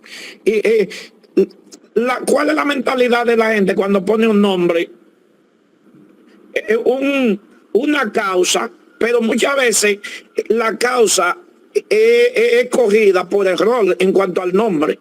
Pero ¿incide eso en el resultado de la obediencia a la palabra? Claro que no. El nombre no incide. Nosotros nos llamamos Movimiento Misionero Esperando a Cristo. Pero si nosotros no vivimos realmente lo que dice la palabra, ¿estamos esperando a Cristo? Claro que no. Sin embargo, hay otros que no tienen el nombre Esperando a Cristo, pero si viven la palabra, la santidad, la pureza que la Biblia enseña, aunque no tengan el nombre Esperando a Cristo, están esperando a Cristo. Entonces, el nombre no incide. El nombre concilio, como decía Montero, usted puede decir, sí, yo pertenezco al concilio del Movimiento Misionero Esperando a Cristo. Entonces tenemos que enseñarle a nuestros discípulos, a nuestros miembros, el significado muchas veces de esos términos, para que no estén juzgando a otros, porque se llenan de prejuicios. Se llenan de prejuicios y condenan inclusive a otros, como decía Montero, por un simple nombre, porque eso es concilio. Hay personas que han venido a nuestra iglesia y me han dicho, yo salí de mi iglesia porque se convirtió en un concilio. Y yo lo que tengo que darle la enseñanza correcta, digo, es que eso no tiene que ver. Ahora, si usted me dice que usted oyó de su iglesia porque se mundanalizó, si usted oyó de su iglesia porque porque ya están permitiendo muchísimas cosas que van en contra de los principios que usted creía, pues gloria a Dios. Pero porque por un nombre, o por eso son lamentablemente ignorancia. Miguel, dele continuidad a las participaciones. Adelante, Pastor Burgo. Pastor Burgo. Gloria a Dios, Dios le bendiga a todos mis hermanos. Hay algunos que se esconden, a veces queremos verle la cara, abrir la cámara. ¿Me escuchan ahí?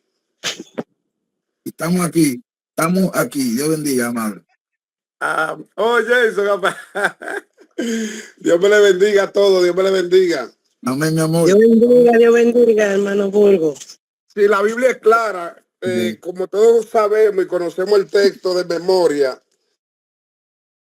cuando dice en Malaquías 3:6, dice, porque yo Jehová no cambio. Eso es para los que dicen que era del viejo, que era del nuevo, bendito sea el Señor.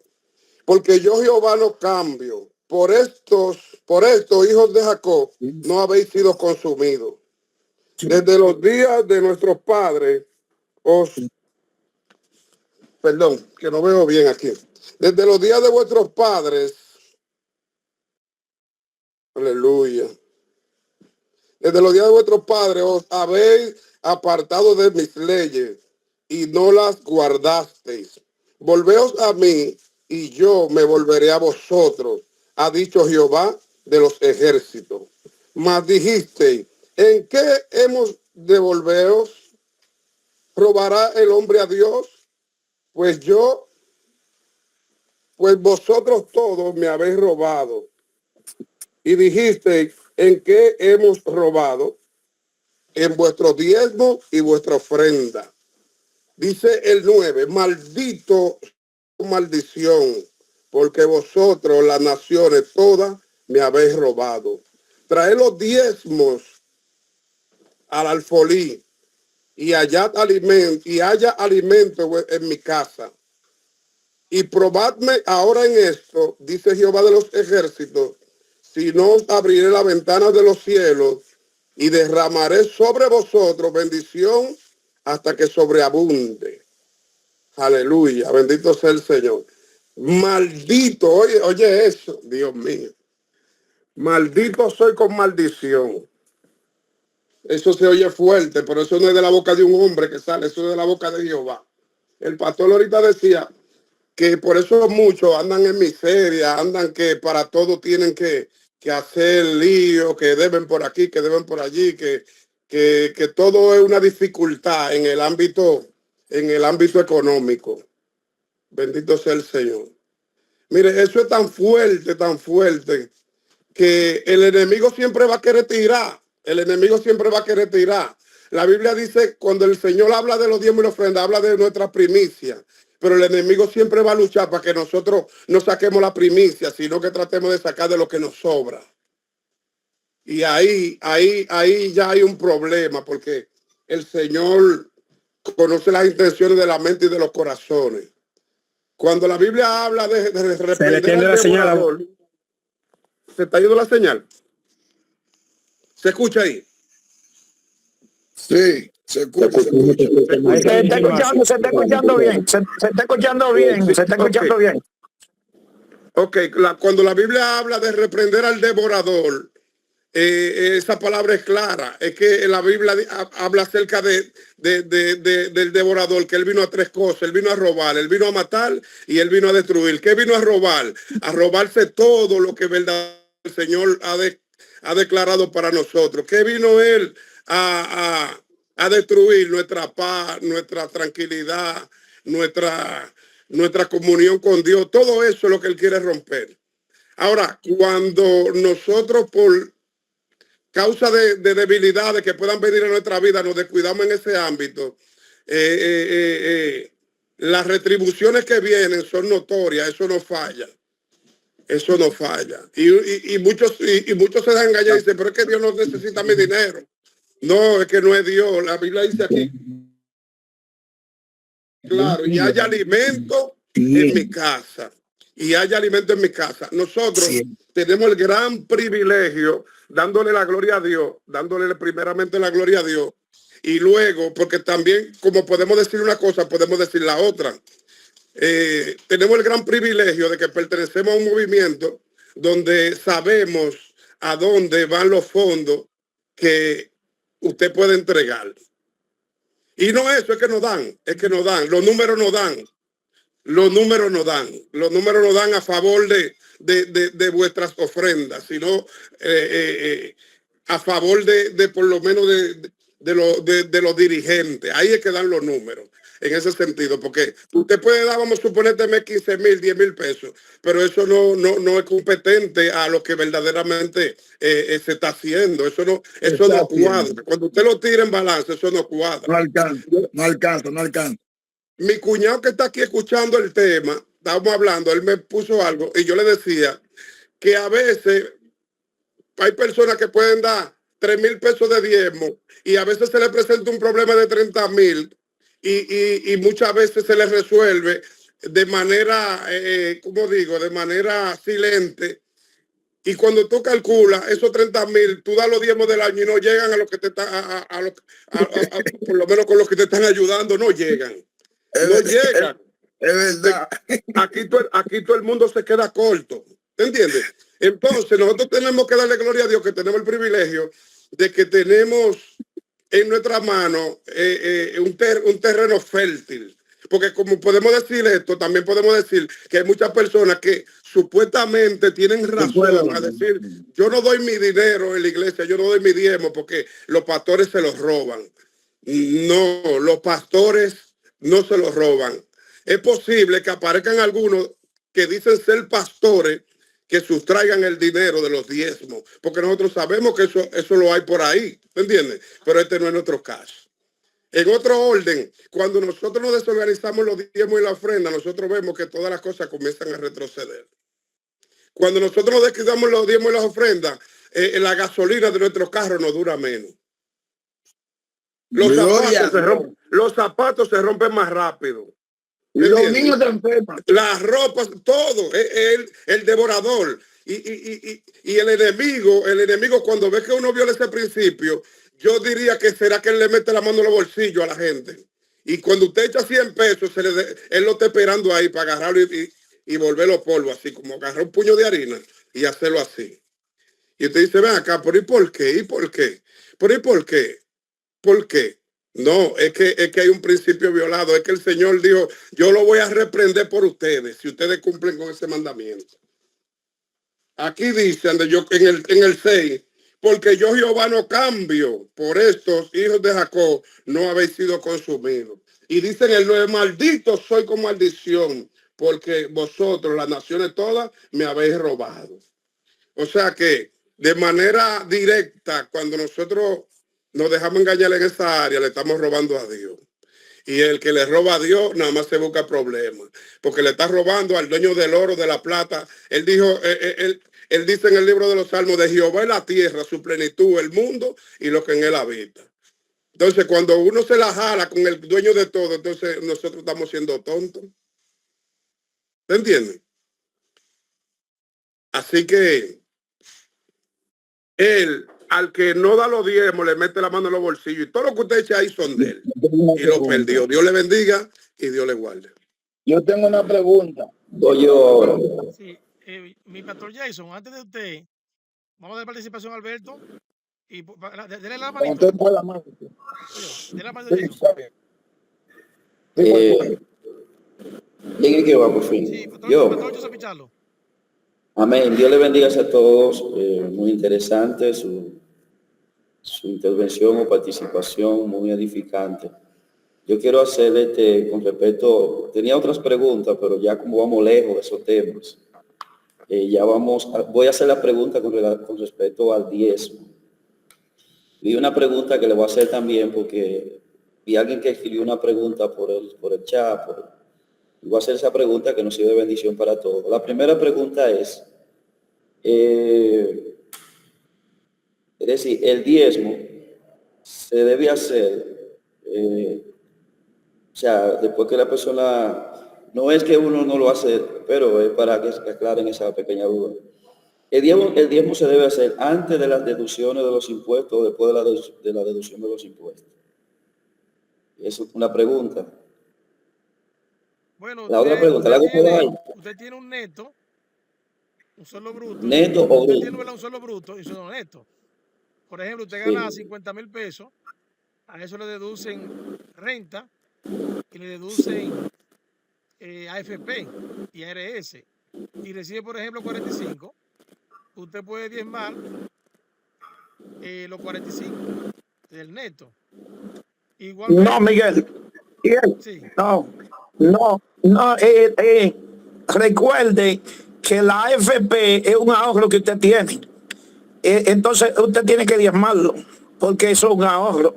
Recuerde que la AFP es la administradora de fondos de pensiones, eso es suyo, futuro. Es como si usted está guardando dinero en el banco. Y la parte del seguro, desde mi punto de vista, también hay que diezmarla, porque es un seguro médico, para cuando te vaya al médico. Ahora, la parte del impuesto sobre la renta, ese sí no. El impuesto sobre la renta ya no es un beneficio suyo. Es algo que usted tiene que dárselo al Estado. Ahora, repito, la AFP es un fondo mío. Yo estoy ahorrando un dinero, voluntaria o involuntariamente, porque tengo que ahorrarlo por ley. Yo no decido, sino que ya hay una ley que decide sobre ese fondo, pero que es mío. De hecho, a cada empleado le envían mensualmente un estado. Se llama así, ¿no, verdad? El estado. Un estado Como si fuera un estado. Exactamente, es un dinero que eso es suyo, por lo tanto, debe de ser diezmado. Entonces, yo creo que... Ahí rectificamos, entonces, pastor. Yo sé, si usted gana 50,000 pesos, solamente le saca impuestos sobre la renta. El impuesto a la renta. Y lo demás, entonces lo diezma. Para otra cosa, sí, yo eso mismo. Para los que tienen negocio. En lo que tienen negocio, lo normal sería a las ventas brutas quitarle el costo de la mercancía y el costo de los gastos operacionales y el neto, que es ya su ganancia, diezmar de eso. Ahora bien, en mi caso, yo hago un esfuerzo por diezmar de todo. O sea, ya eso es el que quiera. Si por ejemplo usted gana, si usted le ingresa en bruto 400,000 pesos al mes, no todo es suyo. Lo normal es que usted diga, bueno, de mercancía, el costo son 200 y 100 de empleado y local, me quedaron de los 400, 100. Pues yo diezmo de los 100. Ahora, en mi caso, yo hago un esfuerzo y diezmo del bruto. Ya eso si uno quiere. Pues yo me siento ya en ese compromiso y no siempre lo hago, pero trato de diezmar de más de lo que me corresponde. Porque es que el diezmo, o sea, para mí es un privilegio que Dios permita que de mi trabajo la obra del Señor reciba algo. O sea, es un privilegio que Dios permita. Miren, en una ocasión, cuando Esdras fue a construir el templo, los que estaban cerca le propusieron a Esdras, a Zorobabel. Cuando Zorobabel fue a construir el templo, fueron a proponerle ayudarlo. ¿Y sabe qué dijo? No, esto nos corresponde a nosotros. No podemos hacer esa ayuda. Es decir, que Dios pudiera bien decir, mío es tierra y su plenitud, que nadie aporte nada. Pero que Dios permita que aportemos, para mí, eso es una honra. Por ejemplo, si se va a casar la hija del presidente de la República y a usted le permiten aportar una ensalada, para usted sería una honra. Que en esa boda de un presidente, ¿verdad? De un ejemplo presidente, a usted le permitan aportar un plato. Entonces, con esos diezmos, como ustedes lo ven en los reportes, que se apoya tantas obras bonitas, que usted diga, con los 100 pesos que yo diezmé, están invertidos en esa columna que es para casa de Jehová. Eso es un privilegio. Eso es un privilegio. Entonces, lo normal es diezmar del neto. Usted tiene un sueldo y sobrepasa la exención contributiva, quitarle la renta, y demás de eso. Ahora, si usted puede diezmar, Joseph, por ejemplo, lo demás, del bruto, mejor todavía. Por ejemplo, vemos los Amén. reportes, el pastor Fernando Ramírez nunca diezma del neto, o sea, diezma de más. Da su diezmo y da siempre, o sea, lo que da de más es más que el diezmo. ¿Y qué pasa con el negocio de Fernando Ramírez? ¿Qué es lo que pasa? Que vienen adversidades, mire, como usted no se imagina. Gente que quieren copiar el producto, ahí está el Pastor Oscar, gente que saca la etiqueta, que falsifican el producto y le ponen la etiqueta del producto del Pastor Fernando, cierran la frontera y usted ve que ese negocio se mantiene. Porque que hay un diezmo ahí que cuando viene a ver 10 veces más de lo que le corresponde. Entonces, eso nos deja a nosotros un ejemplo. ¿No me entiende? Un ejemplo. Si usted, por ejemplo, Pastor, yo veo una fidelidad ahí en él, ¿no? Gloria a y Dios. un desprendimiento. Entonces, ustedes ven, La otra pregunta, Miguel. sí, Hago. Dice, bueno, la misma pregunta que hizo la hermana Julie, que yo tengo, ¿qué hacer con un miembro que se encuentra en nuestra iglesia o que administramos, que esté errado ante el diezmo y por más que lo enseñemos, no entre en conciencia y tenga el don de cantar, el don de predicar? dice que él no diezme, pero tenga el don de Ese- para el canto. Ese tiene un fallo de fábrica, que por más que le enseñemos, a veces vienen de otras iglesias, vienen de otras iglesias con esos problemas, y hay personas que insisten tanto en el error. Entonces, son personas que, como como se ha hablado, que Escúcheme, siempre en la iglesia vamos a tenerlo, como lo tenemos entre los pastores. ¿Por qué estamos insistiendo tanto siempre entre la enseñanza de los pastores? Porque hay pastores que no se someten a los diezmos, por más que hemos enseñado, no diezman. Es lo mismito.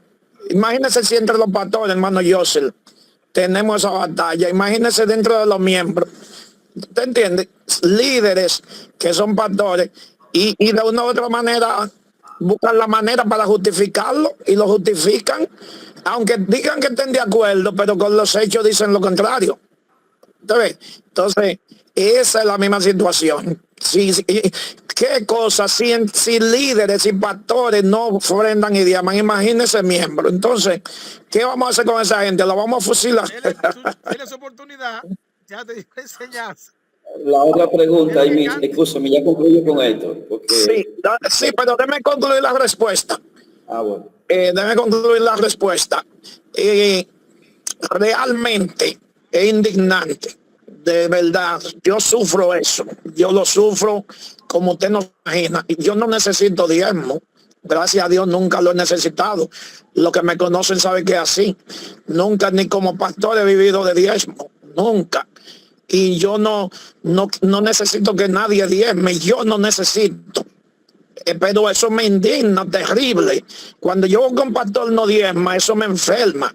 Hay pastores que me tienen enfermo del alma y del corazón porque veo que no oyen ni entienden. Aunque digan amén, no oyen ni entienden. Y eso es un sufrimiento en mi corazón y en mi alma. Pero ¿qué yo puedo hacer?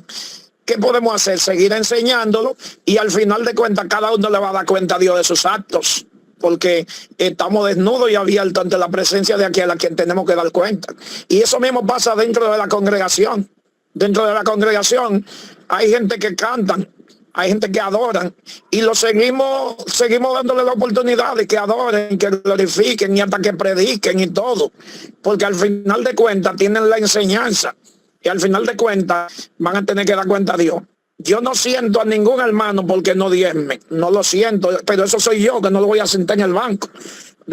Yo lo siento si es un fornicario, si es un adúltero, si se descubre que es un mentiroso, que es un engañador, si un pecado que le esté dañando a otro, pero por que no diezme, que sigan tocando, que siga cantando, le seguimos enseñando y diciéndole que le va a tener que dar cuenta a Dios. Entonces, eso sí, la enseñanza siempre tiene que estar ahí. Ahí termina mi respuesta. Entonces, No, ¿qué hago, Mayosin?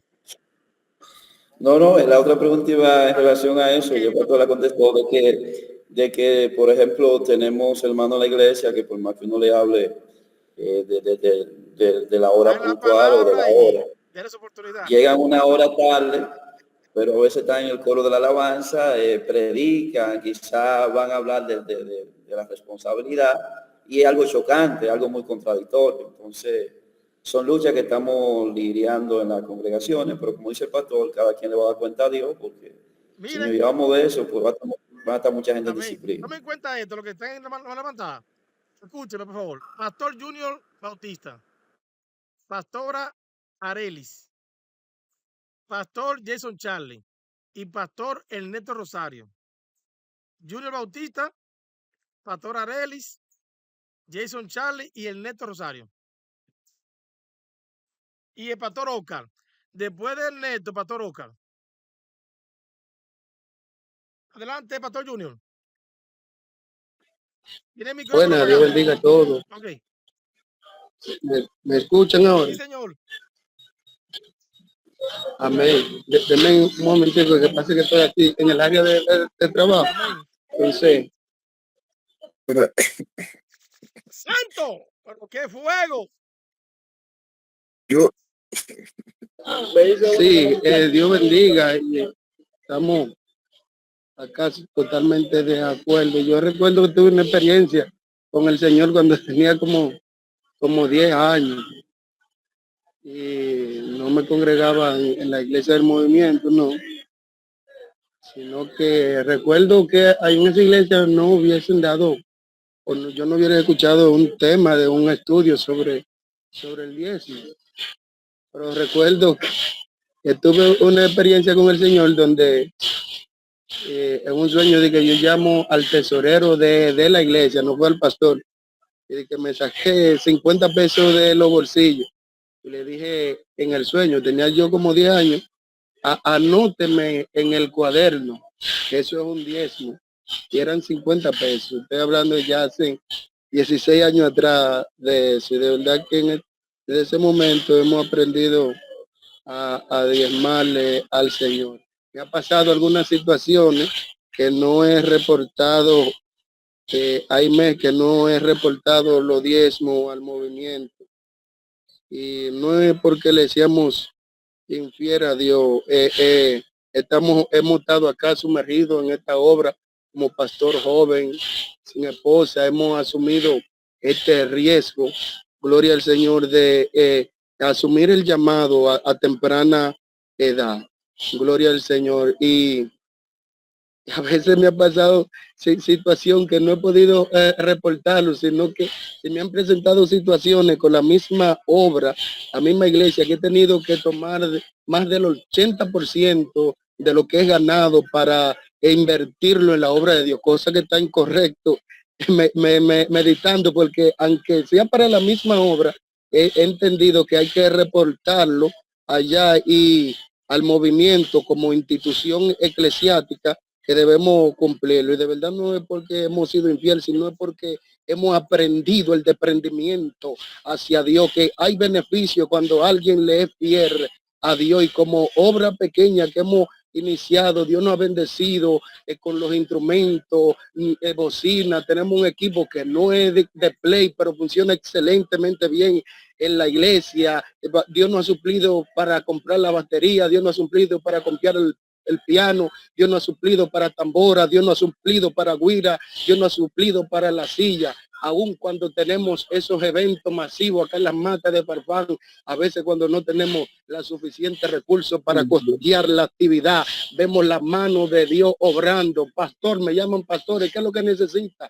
Aleluya, el líder, yo quiero ser parte de eso. Eso lo hace Dios cuando hay un hombre y una mujer que les viera a Dios. Aleluya, y que no importa dejar de comprarse unos zapatos, dejar de comprar una silla para su casa, dejar de comprar un mueble primero para dedicarse a la cosa de Dios, porque hemos entendido un principio que primero Dios y su obra y luego lo demás. Así que es bueno reportarlo. Oh, gloria al Señor. Y debemos cumplir este mandamiento, y más que tenemos pertenecemos a un movimiento, debemos reportarlo. Gloria al Señor. Me he pasado, que no he podido reportarlo, pero hay que ponerse a cuenta. Dios le bendiga y Dios le guarde a todos. Dios bendiga, Pastor Junior. Mi hermana pastora Arely Díaz. Fuego de Dios. Amén. Dios le bendiga a todos. ¿Me escuchan? Sí, sí.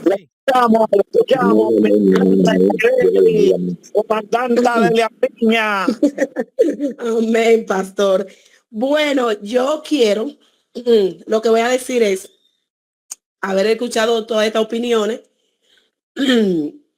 es una pregunta prácticamente, aunque tengo la respuesta, pero lo tengo como si fuera un autoanálisis y es que aunque Dios, en caso de, no nos hubiera ofrecido ninguna bendición material concerniente a los diezmos, no nos bastaría simplemente con obedecerle. ¿Por qué? Porque aún viendo lo que Dios hizo con el pueblo, de motivarlo, de inducirlo a que diezmen, aún teniendo ellos el mayor beneficio y la mayor cantidad, le queda al que diezma. Dios simplemente pide lo que le corresponde. Aún así, podemos ver que no todo cumplimos, quizá como querramos, quizá a otros no le han dado la importancia, porque yo sé que en un momento dado, muchos, aunque no todos, hemos tenido nuestra alta y nuestra baja en el diezmo. Pero lo importante es que aunque Dios no, por lo menos yo, no me diera nada, mi motivo, perdón, que tengo gripe, mi objetivo debe ser obedecer la palabra. Obedecer, ¿por qué? Porque yo no tengo con qué pagar ni con qué comprar la salvación que me ha brindado. Y para mí es un privilegio, un honor, un orgullo poder ser parte del cuerpo de Jesucristo, de ser una mayordoma, de poder ministrar algo de Dios, aunque no sea mucho, pero de poder pertenecer a esa, ¿cómo digamos? A esta institución que Dios ha dejado, el Evangelio del Señor, que es lo mejor que le puede pasar al ser humano. También yo digo que, perdón hermano, que tengo una gripe, pero no me quería quedar callada, que yo también digo que muchas veces influye mucho, por lo menos yo vengo desde abajo. En una ocasión yo tenía un trabajo con 3 niños en Santo Domingo, que el pastor Fernando creo que sabe, y yo tuve un tiempo, 2 años, cobrando 2.500 pesos y pagando 1.500 de casa. Y con 3 niños en la escuela, madre soltera. Y eso a mí nunca me llevó a robarle lo de Dios. Yo sacaba lo del primero, aunque tuviera que coger prestado para resolver lo otro. Entonces, yo en esa situación no podría buscarme una casa de 5,000 pesos, ¿verdad que no? Porque no iba a tener de dónde pagarlo. Muchas veces yo también opino que nuestra administración económica muchas veces influye a que no podamos diezmar. Me explico. Si yo gano 10,000 pesos, yo no puedo hacer un lío de 25,000 pesos. Si estoy mal, me corrigen. Porque entonces eso me va a llevar a mí a robarle a Dios, porque voy a estar arropada con una deuda que no sé cómo la voy a pagar. Si estoy mal, me pueden corregir, que no hay problema. Dios les bendiga a todos. Es que si tuviera mal, tuvieran toda esa manito arriba y todos esos aplausos. Adelante, mi pastor Jason Charles Hill. No, un minuto, Jason. Sí, miren, con respecto a lo que decía nuestra hermana Arely, yo quiero testificarle mi testimonio y sí puedo decir, como dijo el apóstol Pablo, que nadie desvanezca hasta mi gloria. Eso es como si fuera la otra sesión del orgullo, pero un orgullo sano. Nadie desvanezca hasta mi gloria. Yo nunca he tenido ni alta y baja con los diezmos, nunca en mi vida, porque eso depende de la visión que tengamos en ese sentido. Para mí nunca, pero nunca he tenido una baja. Siempre he entendido que eso es un deleite, un gozo inefable. Quizás por eso Dios haya permitido que aún en lo poco, no nos haya faltado nada. Con respecto, o sea, 100% de acuerdo con lo que decía la sierva, pero como ella decía que todos hemos tenido nuestra alta y baja, en el caso mío no puedo, y yo sé que muchos aquí también pueden identificar eso. El diezmo ha sido eso, como usted, para mí diezmar en los momentos de escasez es como cuando uno se come la comida más exquisita, más sabrosa del mundo. De manera que ojalá que oremos todo a Dios para que sea así en nuestro corazón, que el darle a Dios sea siempre ese deleite y ese gozo. Hermana Aureli, en todo lo que usted decía, 100% así. Así que usted misma dio la respuesta a la pregunta que hizo inicial, que posiblemente algunos no se acuerden qué fue lo que preguntó, pero usted dio la respuesta muy acertada. Mano Jason.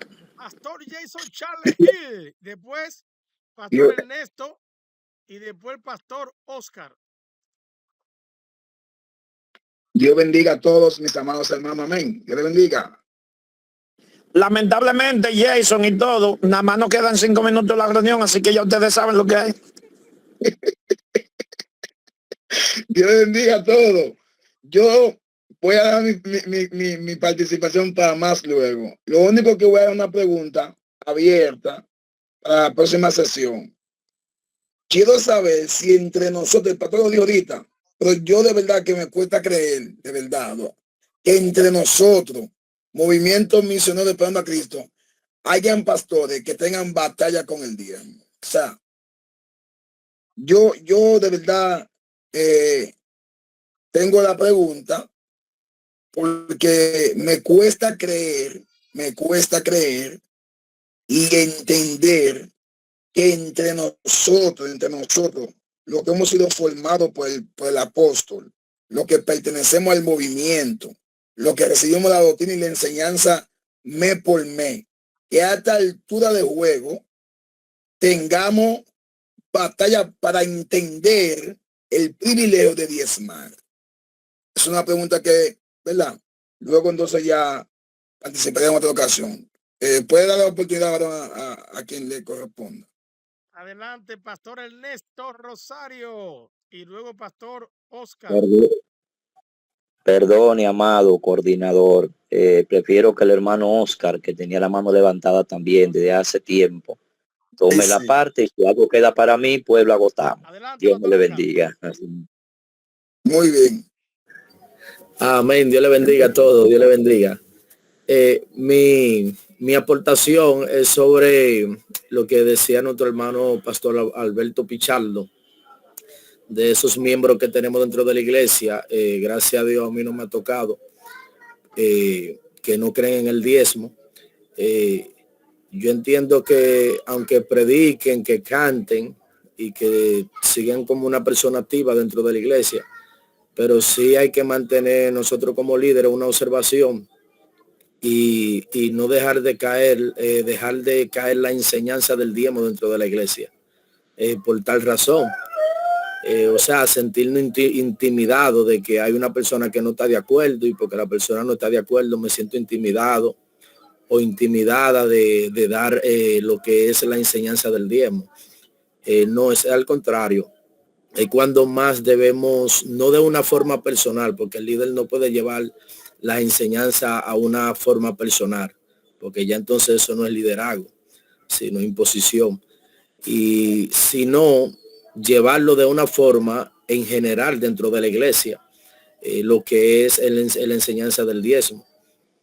Y también mantener en observación a esa persona cuando está predicando y cuando se le da una parte, ya sea para enseñar cualquier parte, porque también se puede dar el caso que a veces las personas tienen ciertas malicias y muchas veces aprovechan que el pastor salió o no está, etcétera. Mantenerse observándolo para que así no nos hagan la guerra por detrás de nosotros, pues, con la sabiduría de Dios. Y también otra aportación con respecto al tema actual es que muchas veces la persona está en proceso y la persona estando en el proceso no sabe si es que está en un proceso o es por falta del diezmo. ¿Y cómo podríamos saber esto si el proceso que estoy pasando es por el diezmo? Mire, todo lo que estamos aquí, yo sé que todos de una u otra manera han pasado ciertos procesos de diferentes formas. Pero en particular mi persona, como decía mi pastor Fernando, yo nunca he podido dejar de diezmar, no importando el proceso que sea, nunca he podido hacerlo. E incluso hace muchos años, yo aprendí algo que fue de una enseñanza que dio el pastor Gigi Ávila. Yo era un niño prácticamente, un niño. Y la enseñanza que él estaba dando era que hay personas que yo creo que hasta ahora mismo actual tenemos gente que diezman es después de 50 pesos para allá. Y entonces yo recuerdo que yo aprendí a través del pastor Gigi Ávila, que él enseñaba, él decía, hay gente que diezman de 100 pesos para arriba. Y él decía, pero y entonces los 10 pesos no tienen décima. Los 20 pesos, ¿cuál es la décima de 10 pesos? 1 peso. ¿Cuál es la décima de 20 pesos? 2 pesos. ¿Cuál es la décima de 30? 3 pesos. O sea que de 10 pesos se saca el diezmo. Y muchas veces nosotros decimos, no, yo lo saco de 100 para arriba. No, todo lo que tenga décima se necesita sacar ese diezmo de Dios. Y también en el caso de nosotros, como movimiento, ahorita hablábamos de lo que es el concilio, que significa reunión para poner asuntos claros de cualquier charla, como decía el pastor Fernando ahorita. Pues nosotros somos un movimiento. En el caso del concilio, nosotros, ya esta otra participación, el caso del concilio muchas veces se ve como en la parte de división, es por la formación que se le ha dado a lo que es el concilio hoy en día, donde la iglesia, en el concilio hay todo tipo de personas con diferentes enseñanzas. Y entonces el que es Pentecoste, el que es de una doctrina reservada, pues dice, no, yo no me meto al concilio. Pero aún así yo digo que hay que tener la sabiduría porque son gente que le están sirviendo a Dios también, sin nosotros contaminarnos. Amén. Y perdón que no terminé lo que iba a decir, fue como un pequeño paréntesis que hice ahí. En cuanto al diezmo, para yo saber si hay un proceso en mi vida o no, yo tengo que decir cómo yo estoy delante de Dios con el diezmo. Recuérdese que Job estaba pasando por un momento difícil. Job lo perdió todo. Pero Job era un hombre temeroso de Dios, un hombre que le era fiel a Dios. Hermano Oscar, sí. Discúlpenme todo, usted sabe que una de las cosas que debe caracterizarnos siempre es honrar nuestro compromiso. A veces hay unos que hacen un compromiso, ya dieron las 12, entonces no hemos terminado, ni terminó Oscar, ni terminó Ernesto, ni terminé yo. El punto mío sigue abierto, porque yo abrí un paréntesis para hablar del concilio, pero cuando estaba hablando de Hechos 15, lo dejé en pausa y eso lo continuaremos, Dios mediante, en la próxima reunión. Lo que quiero es que hagamos una pausa y que se queden estas notas para que cuando nos volvamos a reunir el mes que viene, le demos continuidad. De hecho, Miguel me planteó unos puntos que le pedí para tratarlo que tampoco se tocaron. Entonces, ya se nos fue el tiempo y queremos, para honrar el horario, vamos a concluirla y Dios mediante, porque repito, quizá uno no tenga compromiso y el otro tampoco, pero donde hay 40, ahora mismo vemos 40 en la reunión, tienen que, muchos de esos ya hicieron compromiso. Entonces vamos con el dolor del alma, porque esto está demasiado bueno, demasiado, no bueno, no, esto está demasiado bueno. No, vamos, está bien, pastor, está bien, esperamos la otra semana. Sí, si Dios lo permite. Pastor, por favor, sábado 20 de diciembre, una fecha muy bonita, próxima reunión, sábado 20 de diciembre. Sábado 20. Lo dejamos como si fuera en pausa. Esta reunión no se terminó. Así que vamos a orar para despedirnos dándole gracias. No llegó ni a un 10%. Sí, abran todos los micrófonos para que vemos. Gloria a Abran Dios. los micrófonos.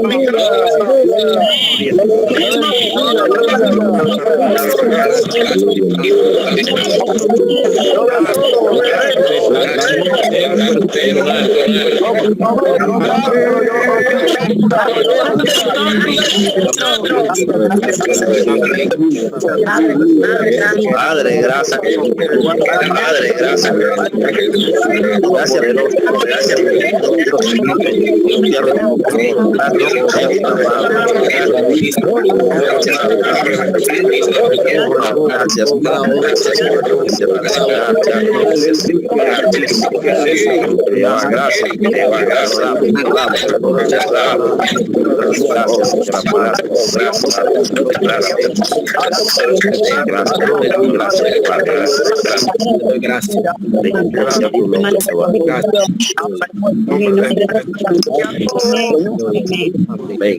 Amén. Amén. Amén.